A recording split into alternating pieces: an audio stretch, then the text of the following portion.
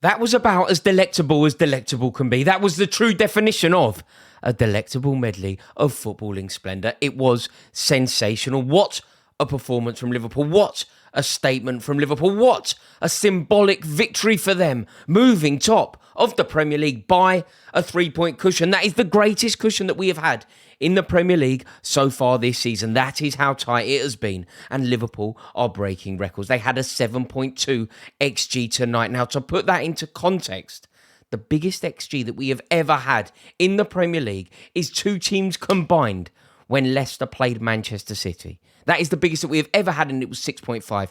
Today, Liverpool, on their own, were up to 7.2. This is as good as Liverpool have ever been. I cannot believe that I am saying these words, but this performance actually belonged in 2019-2020. That is how good this performance was. My mind is blown. Jurgen Klopp is a true genius. I cannot believe that Liverpool have managed to reach those heights again. That season where Liverpool cantered to the league, they won the league by the biggest ever margin, didn't they? No team has ever won it earlier than that Liverpool team won the league. Remember the resilience that they displayed. They went all the way last year, got a ridiculous tally and ended up not winning it. And the next year, the resilience was on display. They bounced back. They won it at a canter. They won it so early because they were true champions. Mentality monsters is what Jurgen Klopp called them. And I cannot believe that he has built another team like this. I didn't think it was possible. I hold my hands up. I think that Jurgen Klopp is a genius. I really do. I think that he is one of the best to have ever lived. But I didn't think even he were capable of this. This is mind-blowingly good. This is dazzling. This is stratospherically brilliant. What Jurgen Klopp has done here to create a team that is even comparable. How can I possibly bring up the 1920 team? Like, that team is arguably Liverpool's best ever. When you think about the iconic glory of Liverpool over the years, think about what they achieved through the late 70s and the early 80s. Think about their best ever players. Think about whether you want to go all the way back, St. John, Roger Hunt, all the way through all of the eras. And this team is comparable to that. It is ridiculous. They have lost one Premier League game in the last 31 Premier League games. And that is why they are right up there. And that is why they sit top of the league. They are every bit as threatening as the best Liverpool team of all time. And that is why Jurgen Klopp is genuinely one of the greatest to have ever walked the face of the earth, as is Mohamed Salah. He heads off to AFCON now, and what a performance he put in. He really is breathtakingly good. To put in a performance like he did tonight, off the back of missing a penalty after 20-odd minutes, it just shows you who he is. In terms of being a mentality monster, that is everything. It shows you. Mohamed Salah misses a penalty. It felt like a pressurised moment. It felt like a pressurised game. It felt like that could cost Liverpool massively. You know, Manchester City fans would have been celebrating that moment. Arsenal fans would have been celebrating that moment. He would have known that the pressure was on. Off the back of missing, all eyes on him. 2 goals, 2 assists. What a geezer. What a player. What a performer. And what an icon. He truly is sensational. And to demonstrate quite how good Mohamed Salah was tonight, do you know who the man of the match was? Everything that I've just said about Mohamed Salah, it wasn't him.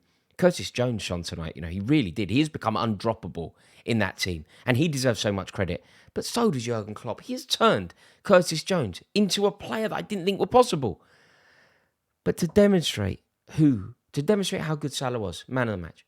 Man of the match was Dubravka. Have you ever known a situation where the goalkeeper who concedes 4 goals can somehow be man of the match? He saved a Salah penalty. He made 11 other saves.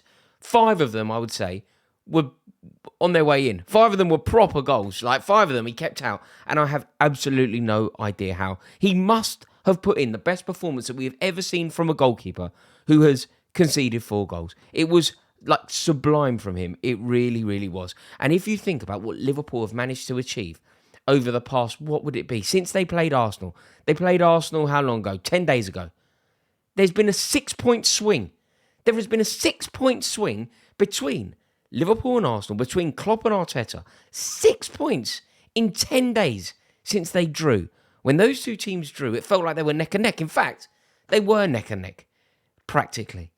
6 points have swung between them. Truly, truly amazing from Klopp. And the tempo that their team set tonight was just amazing.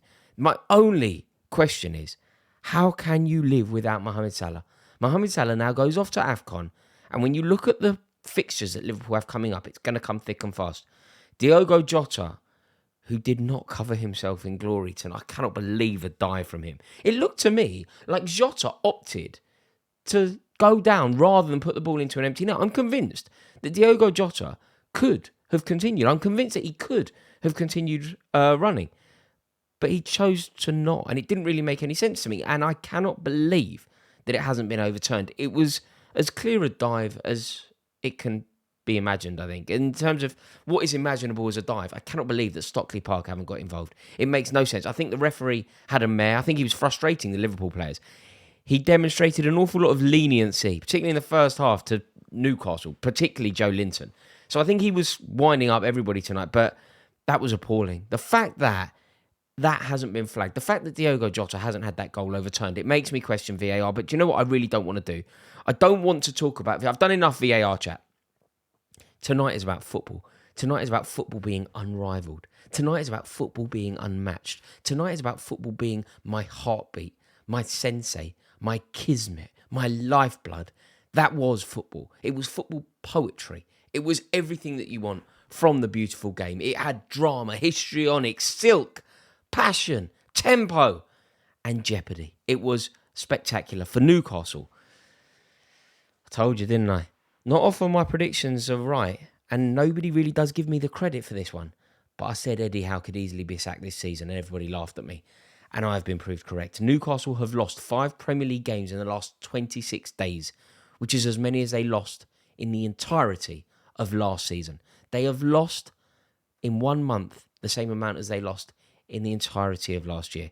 You know, they've lost, almost double this season that they lost last season. It is going wrong. And I think at some point we need to have a genuine conversation about Eddie Howe, about Eddie Howe's ability, and whether Eddie Howe is the right man to take that club forward. I am really not sure that he is. The fact that Newcastle have now lost 7 in 8 in all competitions would suggest that there is a crisis beckoning at that club. But tonight, it is not about anything VAR. It's not really about Eddie Howe. Tonight, all we have to do is sit back and appreciate the genuine brilliance of both Jurgen Klopp and Mohamed Salah. It was a privilege to watch them play. And when you saw Jurgen Klopp at the end, I don't know if you saw this, but he was celebrating. He was doing his thing with the Kop. The Kop went mad as well, didn't they?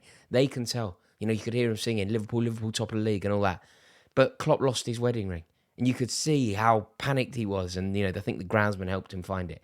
But tonight was just a joy to watch. It was truly, truly amazing. And in both Jurgen Klopp and Mohamed Salah, we have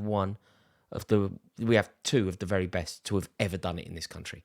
A privilege to watch them, and I'm privileged that you have taken time out of your very precious January the 1st nights to join me to watch this video. Thank you for watching. Please let me know your thoughts in the comments below. And before you go anywhere, please do click subscribe. It really helps me out, and I would love to welcome you into this community.